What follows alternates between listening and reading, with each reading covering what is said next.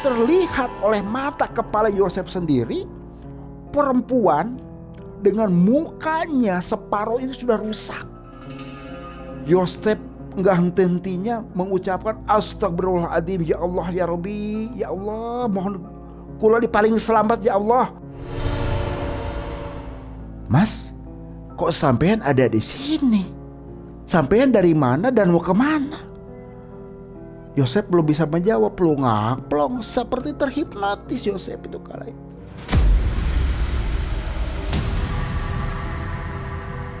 Warga situ pun langsung aja ngusap mukanya Yosef.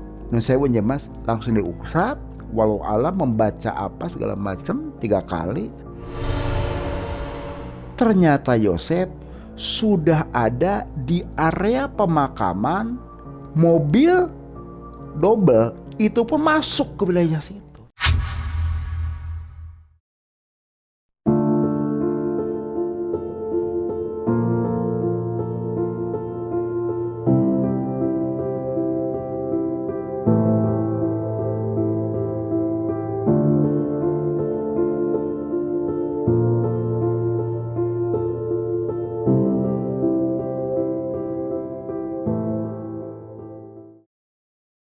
Bismillahirrahmanirrahim. Assalamualaikum warahmatullahi wabarakatuh. Sobat Pengulas Malam dimanapun berada, baik yang ada di alam nyata maupun di alam gaib, semoga kita semua selalu ada dalam lindungan Allah Subhanahu wa Ta'ala. Di kesempatan malam hari ini, Abah akan menceritakan satu kisah yang diceritakan langsung oleh salah seorang klien Abah. Sebut saja di sini Kang Yosef. Kebetulan Kang Yosef profesi kesehariannya ini adalah seorang driver di salah satu distributor di wilayah kota Cirebon. Bagaimana cerita perjalanan Kang Yosef selama membawa kendaraan mobilnya, baik saat pengiriman dalam kota maupun di saat luar kota. Jangan pernah di skip tayangan video ini supaya tidak gagal paham. Bila mana dari Sobat Pengulas Malam punya kisah ataupun cerita-cerita mistis, silahkan dikirim ke alamat email kami. Insya Allah nanti Abah akan ceritakan.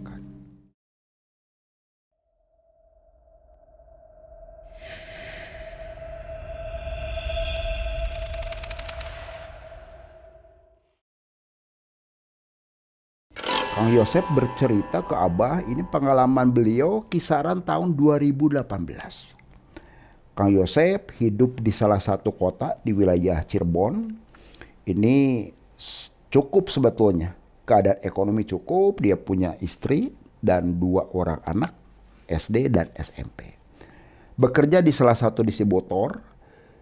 Dia bagian pengiriman sendiri, kadang bisa ke pasar tradisional, ke supermarket, kadang keluar kota.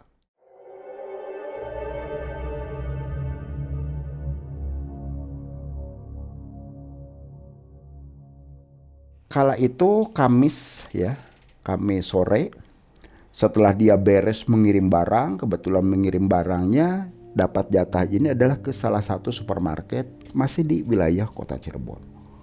Pengiriman pun multi produk, dari mulai mie instannya, minyak goreng, termasuk tisu, segala macam aja. Nah, pas nyampe sore ke kantor seperti biasa, dari mulai barang pengiriman, PO-nya diserahkan ke bagian administrasi segala macam. Setelah selesai, kurang lebih sekitar jam 6:30 dipanggil sama si bosnya. Yosef, ya bos, sini dulu kamu. Ngadap, gimana? Ini saya minta tolong nanti kamu ke Semarang ngambil minyak goreng, kebetulan stok kita sudah kosong. Waduh bos, kok mendadak gini sih bos? Nanti ditemenin aja lu sama connect lu sendiri gitu kan. Sama siapa yang biasa tuh? Oh si Udin, iya coba nanti kontak lu si Udin ya. Siap bos. Nah nanti untuk perjalanan seperti biasa aja lah, nanti ambil ke kasir, solar, termasuk uang kamu juga, uang makan nanti kita tambahin. Oh siap bos. Nah setelah oke, disepakatin, rasa capek segala macam juga sudahlah. Dia abaikan begitu saja sama Yosef. Pulang aja Yosef tuh setelah membereskan, ambil uang kas segala macam untuk perjalanan pulang ke rumah. Nah di rumah setelah selesai mandi segala macam, makan, laporan ke istrinya, ke Mbak Lastri gitu. Mah, Bapak mau ini ke luar kota, ke mana? Ke Semarang. Ada apa sih kok ngedadakan? Ini biasa si bos, aduh kalau perintah tuh suruh ngambil ini kata minyak goreng. Ya udah Pak, hati-hati. Sama siapa? Nanti Bapak mau ini hubungin si Udin, biasalah connect. Siapa tahu nanti dianya pas lagi ada di rumah. Ya udah hati-hati ya perjalanan. Singkat cerita ngobrol, waktu sudah menunjukkan pukul 8. Seperti biasa Yosef pun membawa kendaraan ini mobil double gitu kan. Dia langsung selesai pamitan ke istrinya, berangkat aja menuju ke rumah keneknya tadi yang si Udin. Karena sudah ditelepon dia nggak diangkat-angkat. Sampai Udin dibuka sama istrinya. Udin mana? Nggak tahu tuh tadi pulang tuh langsung geletak itu aja mah. Ya penasaran Yosef juga kan. Dia langsung masuk ke kamar. Kenapa Din ente? Aduh Ang, nggak tahu nih badan kita pada manastis kabeh. Waduh manastis. Iya us minum obat dulu. Us minum obat. Nah terus gimana? Enggak, ini saya mau ke Semarang. Biasa si bos kedadakan kayak beginian. Waduh punten pisan Ang, badan kita manastis greges kabeh.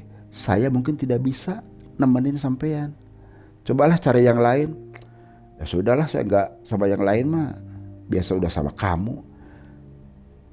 Nah, setelah lihat kondisi Udin pun memang sakit dan Udin pun tidak bisa menemani, Yosef pun memutuskan perjalanan sendiri.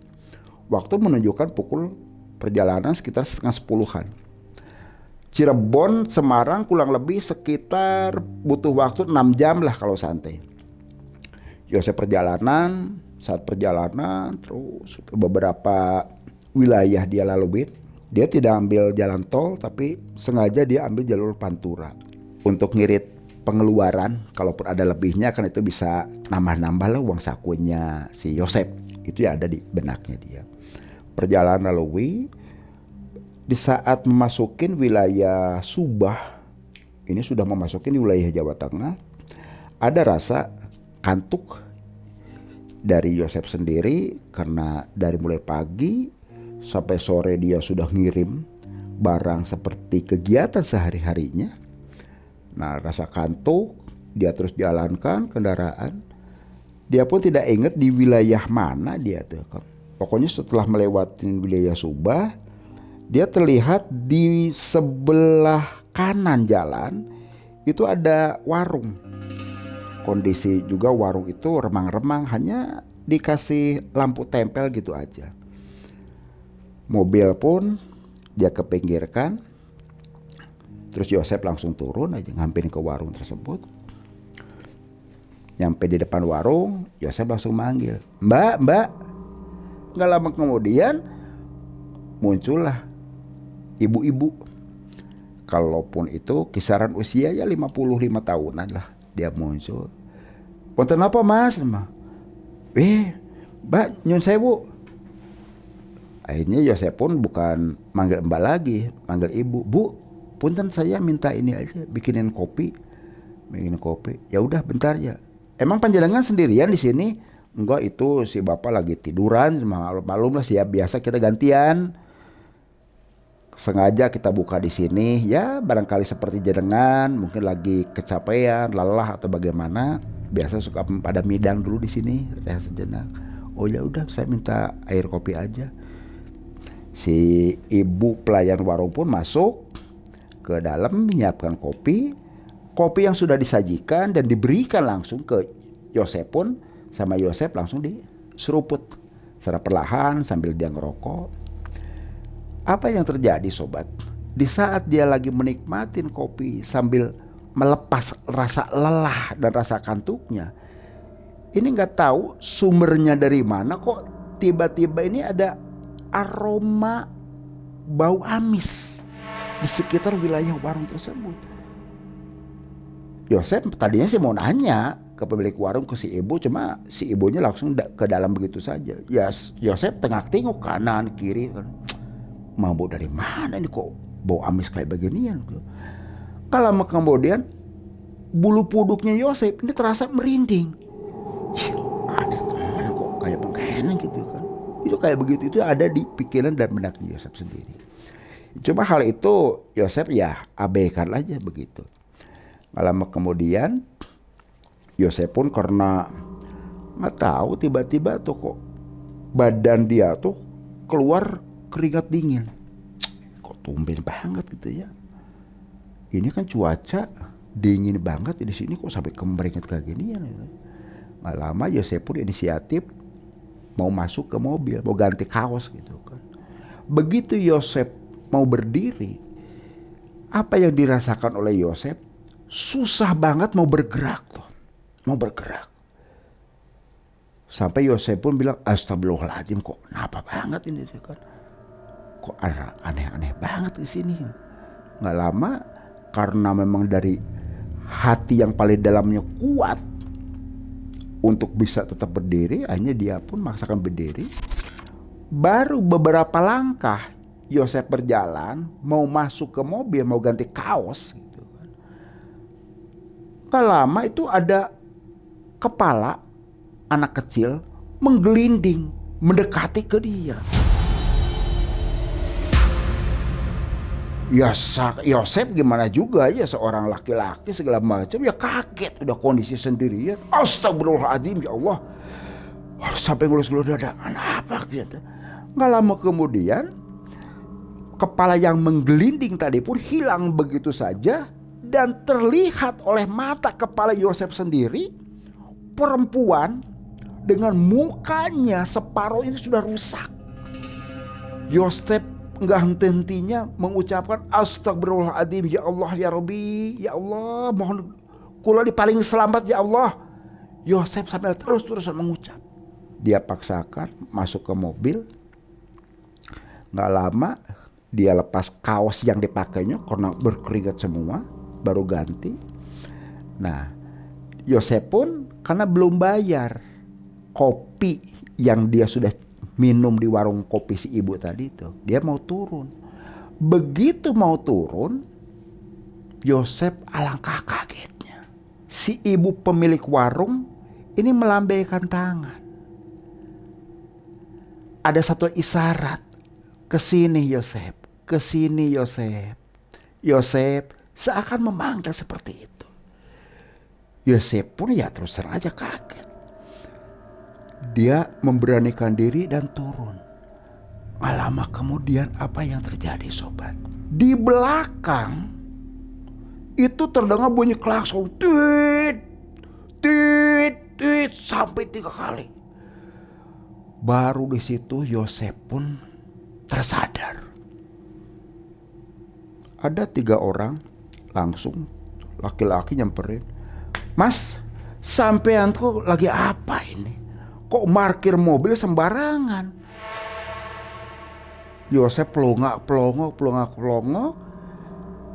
Yang 3 orang tadi pun ada salah satu orang mungkin nyadarin, kasih air putih. Dikasih aja air minum dari salah satu botol mineral, diminumkan. Barulah Yosef tersadar.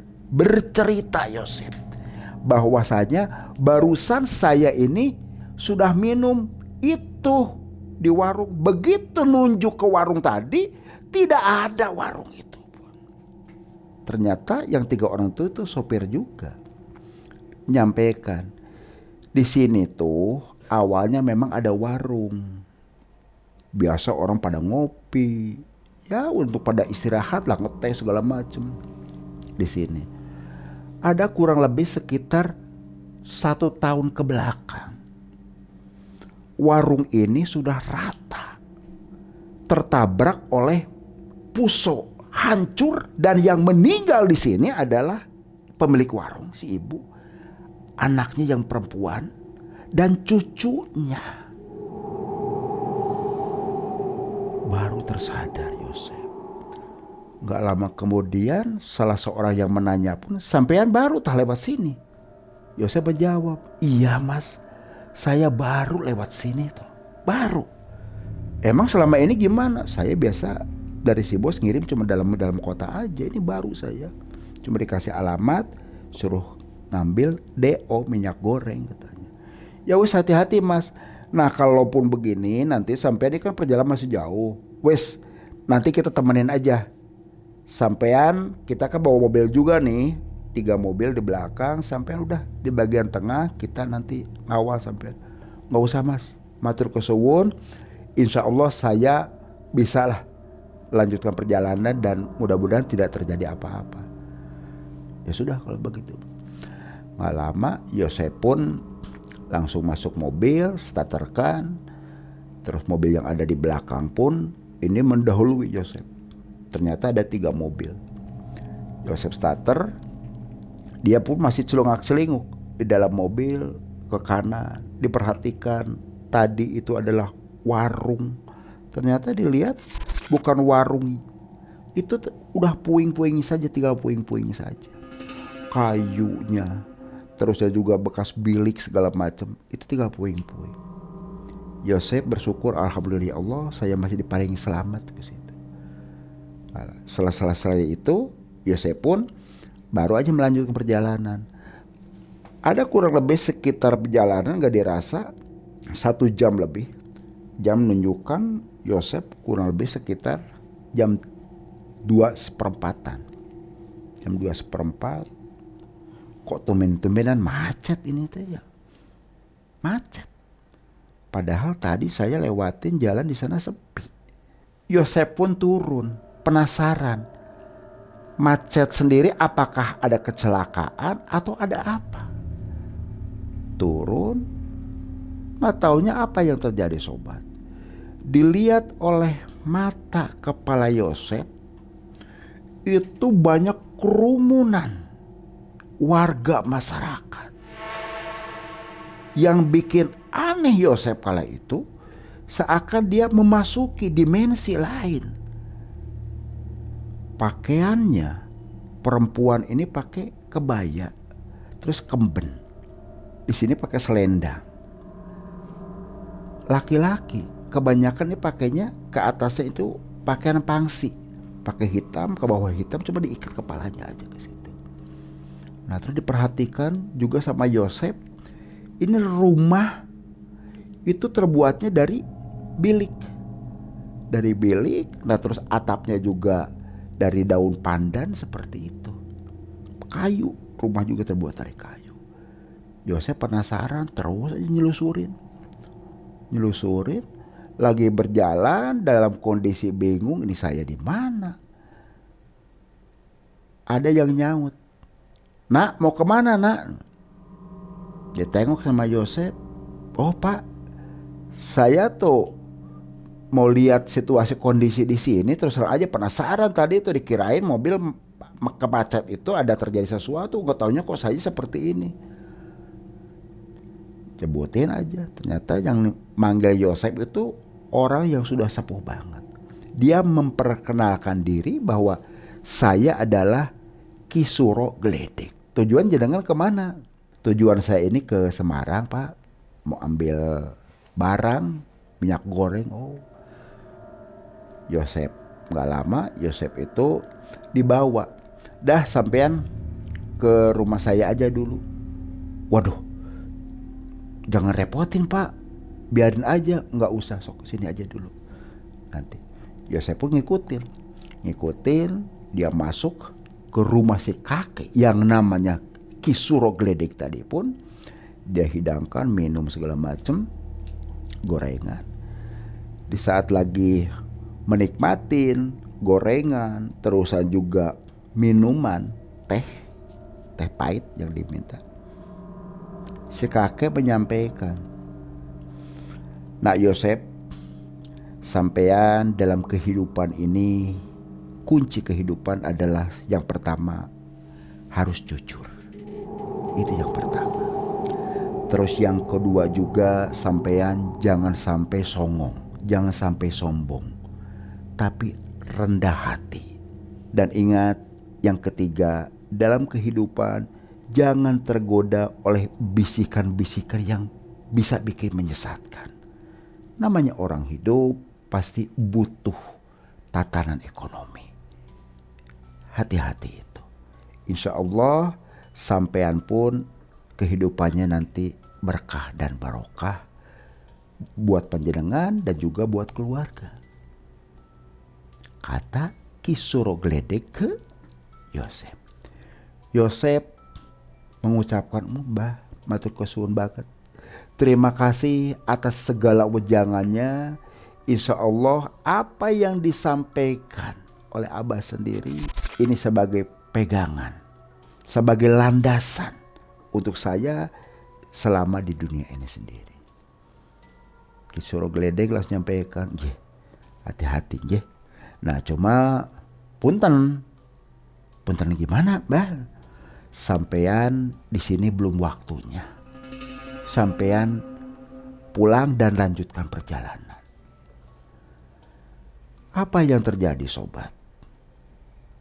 Yosep baru tersadar setelah terdengar bunyi kokok ayam. Ternyata Yosep sudah ada di area pemakaman yang ada di dalam hutan. Kaget Yosep sendiri. Mobil double itu pun masuk ke wilayah situ. Dalam keadaan dia masih linglung segala macam. Entah dari mana itu ada warga masyarakat yang datang ke situ. Mas, kok sampean ada di sini? Sampean dari mana dan mau kemana? Yosep belum bisa menjawab, plong seperti terhipnotis Yosep itu kala itu.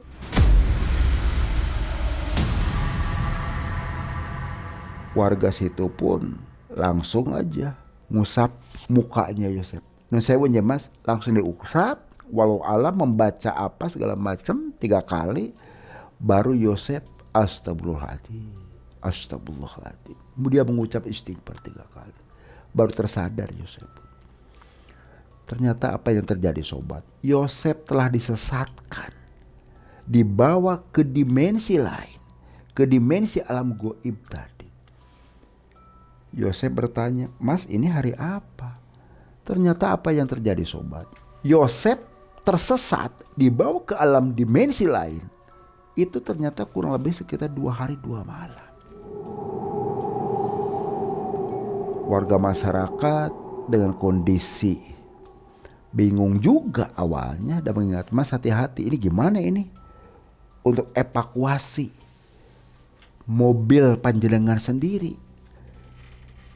Repot ini karena ini ada di area pemakaman di dalam hutan lagi. Yosep belum bisa menjawab, cuma dia, tolong aja saya lah, bawa ke rumah ke siapa aja. Ya sudah, mobil dia taruh aja di situ. Karena tidak bisa dikeluarkan. Dibawa, Yosep langsung menghubungin ke si bosnya. Bosnya pun ya sempat kaget. Karena dihubungi sama bosnya, itu HP Yosep itu tidak aktif sama sekali. Tidak aktif. Yosep baru tersadar bahwasanya dia itu sudah tersesat 2 hari 2 malam.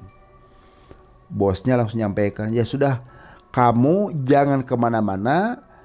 Kamu tetap aja di lokasi tersebut. Biarin nanti kami yang dari Cirebon bantu untuk lakukan evakuasi mobil double supaya bisa keluar dari area pemakaman tersebut. Nanti kamu dijemput. Dah, jangan kemana-mana. Oh siap bos. Selesai memberikan instruksi itu pun si bosnya inisiatif langsung. Dia memanggil salah seorang karyawannya juga di situ. Ya tidak terlepas temannya tadi. Teman Yosep yang partnernya si Udin, dia pun berangkat aja. Dia berangkat ke lokasi kejadian Yosep tersesat itu pun. Yosep dibantu oleh Udin langsung dibawa ke rumahnya dan tidak lupa Udin pun langsung menginformasikan kepada si bosnya bahwasanya Yosep kondisi selamat dan tidak terjadi apa-apa. Dia sekarang sudah ada di rumah, sedangkan untuk mobil double ini sedang dilakukan evakuasi oleh aparat terdekat di situ. Di rumah Yosef belum pulih ingatannya sendiri. Kondisi seperti orang linglung. Seperti orang linglung. Ya istrinya pun terus terang saja Lastri ya kaget. Mendengar kejadian apa yang dialami oleh Yosef. Hampir tidak mengenal ke istrinya. Udin melihat temannya kondisi seperti orang mangmung segala macam, dia pun inisiatif ke salah satu tetangga di situ. Dia nanya ke istrinya Yosef, Mbak Lastri, ya pripun Mas Udin? Enggak, di sini ada ini enggak lah, siapa yang orang pintar atau sesepuh di sini? Oh insya Allah coba nanti saya tanya aja ke Pak Amin, saya manggil. Ya udah. Jadi Lastri pun langsung ke tetangganya yang biasa sering ngimamin di musola tidak jauh dari rumahnya Yosef tadi. Assalamualaikum Pak Amin, kata Lastri ke yang punya rumah. Disaut dari dalam, Waalaikumsalam. Siapa? Saya Lastri. Dilihat, oh anak apa Lastri? Kok kayak kaget keginian? Lastri menyampaikan, Pak Amin, punten pisan saya mau minta tolong. Minta tolong apa? Kok bikin kaget? Masuk dulu, gak usah masuk. Enggak minum, gak usah. Ini, coba cerita. Diceritakanlah sama Lastri kondisinya Yosef sekarang sendiri. Gak lama Pak Amin pun langsung ngikutin Lastri menuju rumahnya. Yosef terdiam sambil terduduk, kondisinya pucat pasi, pelongak-pelongok, linglung aja dia tuh. Lastri, Pak Amin, coba minta air putih ke gelas aja lah sini kan. Lastri pun dengan sigap langsung ke dapur ngambil air putih, diserahkan ke Pak Amin. Wallahu alam, Pak Amin gak tahu membaca doa-doa apa. Ada kurang lebih sekitar 5 menit 10 menit. Nih Yosef, tolong diminumin. Jangan lupa kamu bismillah, baca istighfar dan syahadat. Diserahkan. Begitu gelas diserahkan oleh Pak Amin ke Yosef, tangan Yosef mau mengambil begini, itu tiba-tiba ditarik lagi sama Yosef. Astagfirullah. Pak Amin mengucapkan istighfar. Dengan sigap Pak Amin pun memegang kepalanya Yosef sambil membacakan beberapa doa. Gak lama kemudian Yosef pun mulai tersadar. Dikasihkanlah gelas yang sudah diberikan doa-doa tadi dan diminumkan. Sedikit diminumkan, airnya sedikit langsung diraupkan ke mukanya Yosef. Barulah Yosef betul-betul pulih kembali dan dia menyadarin istrinya, Pak Amin dan Udin. Dan Yosef pun bercerita panjang lebar perihal kejadian yang dialami selama perjalanan dari Cirebon mau menuju Semarang. Dia sempat disesatkan di salah satu wilayah yang sempat dia lalui selama dalam mengemudikan kendaraan. Pak Amin hanya menyampaikan,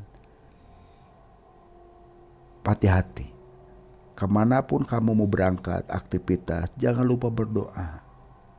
Sesibuk apapun kamu, jangan lupa sholat. Insya Allah, Allah akan memberikan satu petunjuk. Kamu pun tidak pernah akan disesatkan. Hatur nuhun Pak Amin atas segala wejangannya. Hatur nuhun pisan. Nggak lama kemudian istrinya si Lastri ngingetin, ya itu tadi Pak Amin, suami saya tuh kadang ya itu tadi dia mangkat begitu saja. Saya sebagai istri sering ngingetin, Pak, kalau mau berangkat kemanapun baca bismillah biar selamat segala sesuatunya. Pasti Bapak kan lupa ya. Dijawab oleh Yosef, iya mah, Bapak tuh sampai lupa. Soalnya apa, sudah kondisi Bapak lagi capek, ngejemput si Udinnya lagi manastis. Ya terus terang saja, karena ini tugas menolak bagaimana, Bapak pun terus terang aja ini ada rasa Gerutu di dalam hati itu, pada mancal-mancal begitu aja. Tuh Pak, makanya Bapak, kemanapun mau melakukan apapun juga diawali dengan bismillah dan diakhiri dengan alhamdulillah. Dah, gitu aja. Alhamdulillah karena semua juga kondisi sudah tenang. Yosef pun sekarang sudah betul-betul sadar purwadaksinya. Bapak hanya bisa berdoakan sekali lagi, ingat, kemanapun kamu mau berangkat, mengawalin apapun juga setiap kegiatan, baca bismillah dan diakhiri dengan alhamdulillah. Selamat pidunya wal akhirah. Setelah selesai, Pak Amin pun langsung pamitan dan pulang. Itu saja. Apa yang menjadikan satu kisah dari Yosefnya sendiri, kita bisa ambil satu hikmahnya, satu pembelajaran buat kita semua. Apa yang Pak Amin tadi sampaikan juga, mengawali setiap kerjaan, kemana kita mau pergi, apapun juga, jangan lupa ucapkan Bismillahirrahmanirrahim supaya kita selamat dalam perjalanan. Dan Allah pun selalu akan menjaga dan melindungi kita. Dan juga jangan lupa akhiri dengan segala sesuatu puji syukur kepada Allah dan ucap alhamdulillah. Itulah sobat Mulas Malam, satu kisah yang dibagikan oleh Yosef dan diceritakan langsung kepada Abah. Ingat sobat, jangan pernah takut jin dalam bentuk apapun, geprek dan keimanan dan ketakwaan kita kepada Allah Subhanahu wa taala. Ingat sobat, kamu tidak sendirian. Wassalamualaikum warahmatullahi wabarakatuh.